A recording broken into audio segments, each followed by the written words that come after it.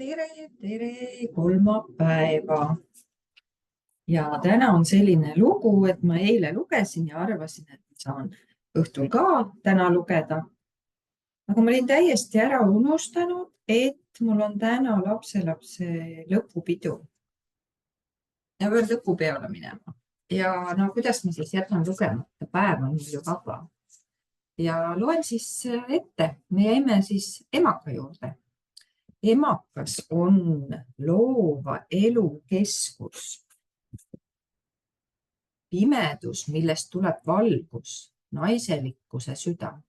Seetõttu on emaka probleemid tihedalt seotud meie sisemaailmaga, meie kõige tumedamate ja ürgsemate tunnetega. Siin on tegemist just naine või ema olemisega. Kahtlused, süütunne, nurjumised, häbi, hirm, vimm, haiget saamine, üksildus, kogetud hoolimatus, võimetus hoolitseda. Kõik need ja paljud muud tunded on seotud emakaga. Emaka eemaldamine võib näida lõpliku naissoo hulgast välja praakimisena ning tekitada lootusetustunde, et meist pole enam kasu, et me oleme kaotanud oma loovuse või et me pole enam ihaldatavad. On tähtis taastada kontakt oma naiselikkusega, mis ei sõltu meie sees olemasolevatest elunditest, vaid on sisimas särav valgus. Munasarjad sümboliseerivad naises peituvat eluallikat ja loovust. Tegemist pole ainult uue inimese loomisega, vaid ka iseendas uue elu loomisega. Munasarja probleemid on seotud sellega, et kui suurel määral naine tunneb, et ta on oma loomingulisusest eemaldunud või austuse elu vastu kaotanud. Munasarja süstid võivad tekitada menstruaalprobleeme või takistada rasestumist. See viitab sügaval peituvatele konfliktidele, mis on seotud naise rolliga või emadusega. Tegemist võib olla ka varjatud haiget saamisega, võib olla seoses minevikus aset leidnud seksuaalse ahistamisega. Emaka kaelavähk on esinemissageduselt rinnavähi järel teisel kohal. See võib viidata konfliktsetele tunnetele seksuaalsuse suhtes, eriti vimmale, haiget saamisele, äratõukamisele ja hirmule. Haigus on seotud sugueluga, mille elamine ei tähenda alati naudingut. Naine võib tunda seksist tülgastust, kuid arvata, et ta peab oma kohust täitma ning rahuldada partneri vajadusi, seades need esikohale. Ta võib olla seksuaalse kuritarvitamise ohver, kes tunneb end räpaselt, sest tema kallal on vägivalda tarvitatud. Tegemist võib olla sügava igatsuse ja ihaga, sooviga ühiskonnas vastuvõetamatu ja häbi tekitava seksuaalelu järele. See kõik on seotud ka ülal loetletud tupeprobleemidega, eriti nendega, mis puudutavad minevikus aset leidnud väärkohtlemist ja naiselikkuse äratõukamist. Emaka ja emaka kaela fibroomid näitavad tavaliselt, et pika aja vältel kogunenud vaimsed hoiakud hakkavad kivistuma.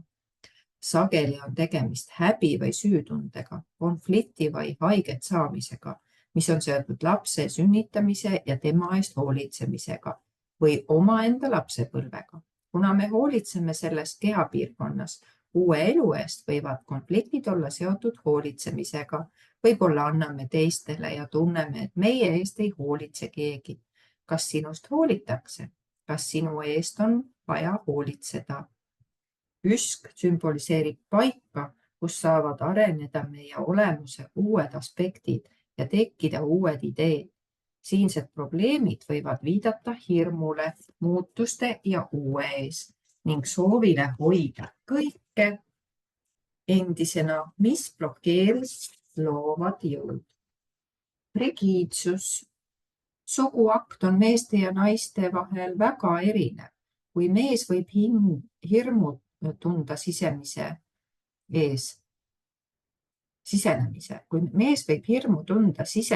ees, kartes, et ta neelatakse alla siis naisel võib olla hirm, et teine olend tungib temasse. Seksi ajal naine avaneb ja alistub.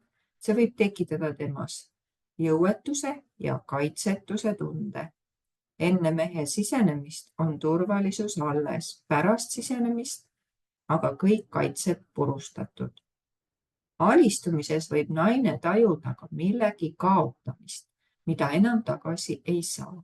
Naise suutmatus seksuaalelu peegeldab sageli sügavat seesmist tõket või hirmu intiimsuse ees, mis võib olla pärit lapsepõlvest tingitud väärkohtlemisest minevikus või seksuaalsest traumast. See kehtib eriti orgasmi kohta. Orgasm on olemuselt kontrollimatu, spontaanne, vaba langemine. Mõnes naises tekitab see õudust, eriti neis, kes klammerduvad korra ja täiusliku kontrolli kui turvameetmete külge. Emotsioonide väljendamine ükskõik millisel kujul võib olla raskendatud. Tunded on sisimuses luku taga. Maailmale näidatakse siledat kattekihti. Rigiidsus viitab ülitugevale soovile kontrolli säilitada, mis sunnib lihaseid pingutama. See võib olla tingitud konfliktsetest seksuaaleelistustest või tekkida siis, kui naist on häbistatud tema erootilise soovide pärast, nii et ta sulgeb kõik tunded oma kehasse. Ta võib tunda, et on inetu ja üldse mitte atraktiivne ning tahta oma keha teiste eest varjata. Seksuaalsest lähedusest keeldumine võib olla naise ainus tugevus. Samuti võib ta uskuda, et seks on räpane ja see teeb tast voora. Sellised tunded tekivad sageli lapsepõlves seoses vanemate suhtumisega oma seksuaalsusesse. Seks peab olema meeleline ja nauditav, kuid muutub välja kannatamatuks, kui naudingus nähakse amoraalset rahutust. Kas sinu emal oli seksi ees hirm? Kas isa kohtles teda halvasti? Kas sind ahistati? Millise sõnumi said lapsepõlves seksi kohta? Kas sulle öeldi, et see on halb, sügav lõdvestus, kontakti saavutamine oma hirmutundega on sel puhul abiks? Ja soor. Tegemist on pärmseene taolise organismidega, kes nakatavad sooje, niiskeid piirkondi nagu suu ja sisikond. Tupes esinevad soori nimetatakse kandidoosiks. Tavaliselt saab seda kontrolli all hoida, säilitades tupes happelis aluselise tasakaalu. Kuid kui tasakaal on kadunud, kas psüühilise emotsionaalsetel põhjustel või seetõttu, et antibiootikumid on hävitanud loomulikku mikrofloora, hakkavad pärmseened vohama, tekitades valge, halvalõhnalise eritise ning limaskestade ärrituse. Eritis viitab vabanevatele tunnetele, eriti sellistele, mida ei peeta aktsepteerituks. Infektsioon osutab, et miski ärritab või vihastab meid ning levib meie sisemuses. Kas intiimsus tekitab konflikte? Kas jagasid intiimsust õige inimesega? Kas tunned, et sind on seksuaalselt kuritarvitatud või ära kasutatud? Mis juhtus, et tasakaal sinu sisimuses pea peale pöörati? Kas sinus on varjul süütunne ja häbi või allasurutud seksuaalsed soovid? Kas miski mõjutab sind nii sügavalt, et on läbi murdunud kõikidest kaitsetest? Kui tekib kandidoos, siis peame üle vaatama, milliseid probleeme me pole lõpuni lahendanud, vaid lihtsalt iga kord maha surun, kui nad on esile kerkinud. Abiks võivad olla psüühilis-emotsionaalsete kogemuste päevik, ülestähendused toimumise kohta ning nende seosed haigusnähtude avaldamisega. Suurepäraseks raviks on naturaalse jogurti viimine tuppe. Nii, menstruatsioon ja selle eelne sündroom. Kuupuhastus tuletab naisele meelde tema loomupärast naiselikkust. See tähendab alistumist keha loomulikele rütmidele, eluhoovusele, mis liigub meie sees ilma meiepoolse teadliku kontrollita. 28-päevasel tsüklil on palju variatsioone, millest enamik on täiesti normaalsed. Siiski võib stressi, traumad ja toidunappuse, kaalu vähenemise ja haiguste mõjul see tsükkel mõneks ajaks ära jääda. Menstruatsioon on viljakuse meeldetuletaja, et probleemid võivad olla seotud rasestumissooviga või hirmuga lapsevanemaks saamise ees. Probleemid viitavad ka võimetusele alistuda, kui seisame voolule vastu, ehitame tammi, mille taha kogunevad meie tunded. Sageli on probleemid seotud naise tunnetega seoses oma naiselikkusega, sealhulgas peataolekuga oma rolli ja naiseks olemise tegeliku tähenduse suhtes, aga ka vimmaga meeste vastu.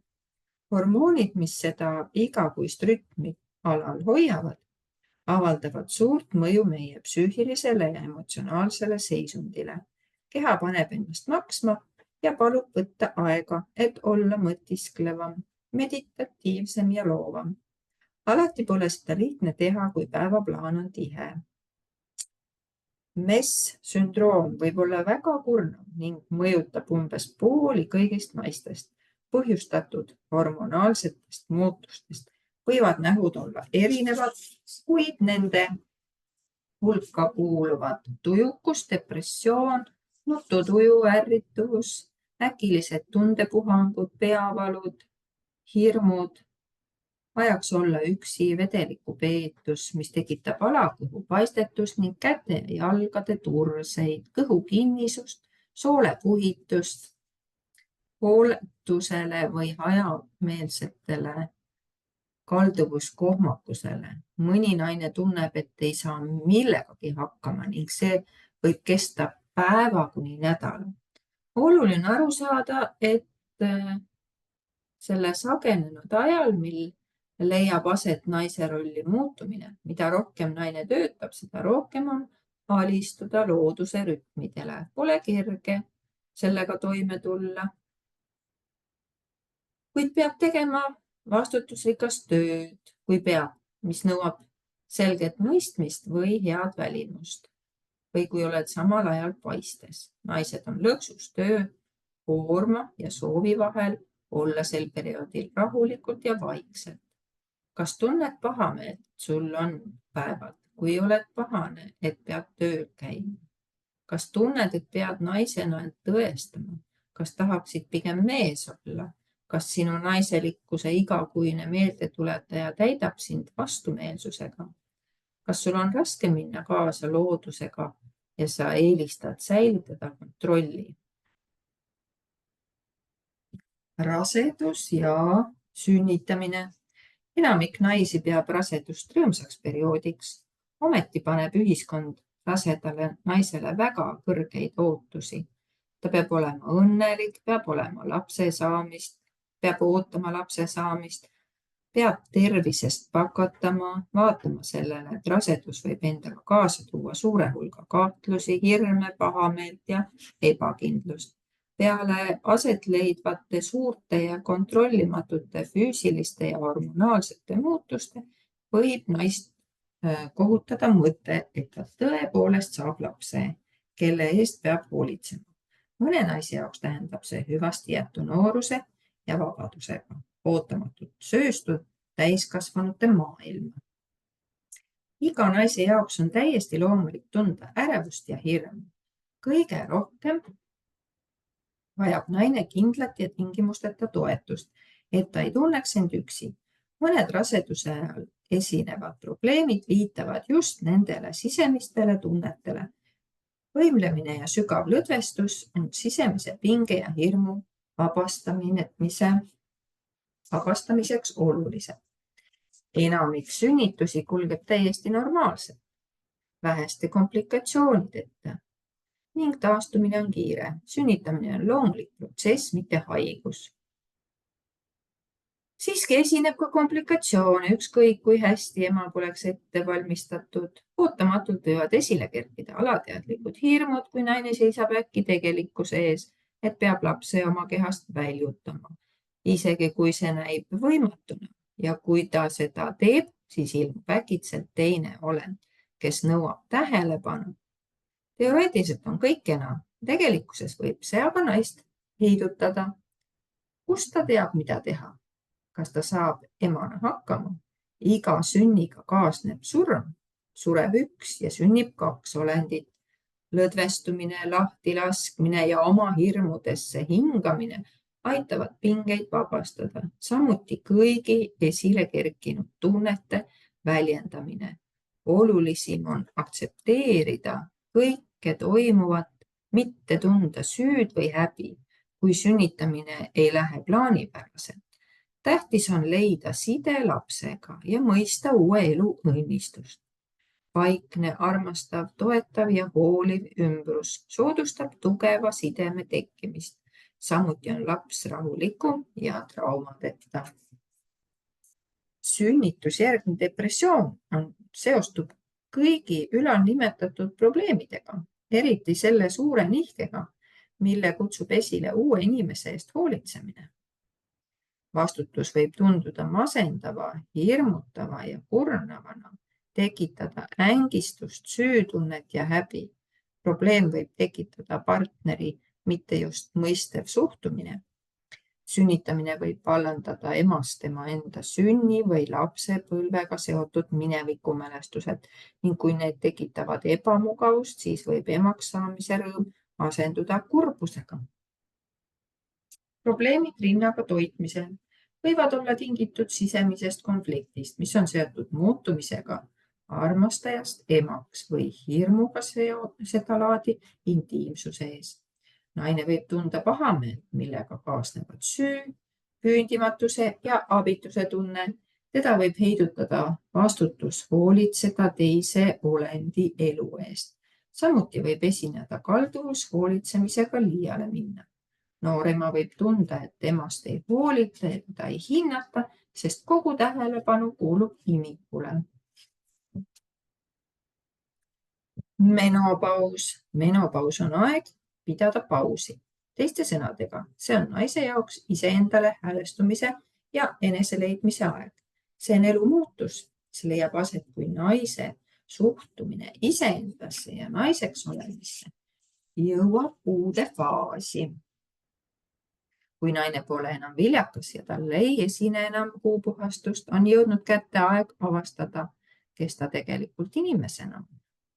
Abikaasa ja ema rollid on läbi mängitud ning naine on vaba leidma oma tõelist identiteeti. Kuid see võib olla ka hirmutav olukord. Naiste peamiseks hirmuks on see, et nad ei ole enam oma partneri jaoks seksuaalselt ihaldusväärsed, et nende kehad muutuvad ümaramaks ja kaotavad võlu või et neil kaob suguiha. Paljude naiste jaoks on elu keskseks mõtteks olla ema, mida hakata peale ilma selle rollita. Mis on sinu eesmärk, kes sa oled? Suurt hirmu võib valmistada vananemise ja toimuvad kontrollimatud muutused. Vähesed naised astuvad sellesse perioodi ilma hirmu, ärevuse ja mureta. Mõni võib sattuda depressiooni, teine hakata ennast tarbetuks pidama, sest temast pole enam asja. Kuna menopaus tähendab verejooksu ärajäämist, siis viitab see, et naine võib lakata ennast armastamast, nagu kuivaks tema tunded sisimas ära. Menopausi probleemid on seotud nende valdkondadega. Kuumahood viitavad põletavale vihale või hirmule, kuumavale pahameelele ja ebakindlusele. Keha põletab minevikku tuhaks, lastes vabaks kõik vanad olemisviisid. Higistamine on emotsionaalse energia vabastamine. Esile tungivad emotsioonid uhuvad minema selle, kes sa olid varem ja valmistavad ette uueks. Tupekuivus on seotud seksuaalseid tundeid pärssiva hirmuga, seksuaalse veetluse kaotamise ja sugulise võimetuse ees. Oluline on rohkem ennast armastada ja enda eest hoolitseda. Tähtis on saada iseendaga sõbraks, alistada uuesti, avastada enda jaoks uus suund. See ei ole millegi lõpp. Lase sel olla algus. Uks eneseteostuse juurde. Pärast menopausi tuleb suur vabadus. Tõelisel naisel on aeg esile kerkida. Metsikul naisel, targal naisel ja vabal naisel. Väga ilus. tõesti väga-väga ilus. Vaatan, palju siin veel mees ja naine seda lõpuni on. Natuke on, aga ma jätan siin pooleli. See on nii ilus koht pooleli jätta, mõtlemiskoht. Nii, ja. Metsik naine, tark naine ja vaba naine. Nii, aitäh ja kohtume siis homme, ma arvan, neljapäev. Homme ka ei kohtu, homme ma loen ka vist ette, sest ma lähen homme Pääkate Tom Valsbergi õhtule, lähen laulma.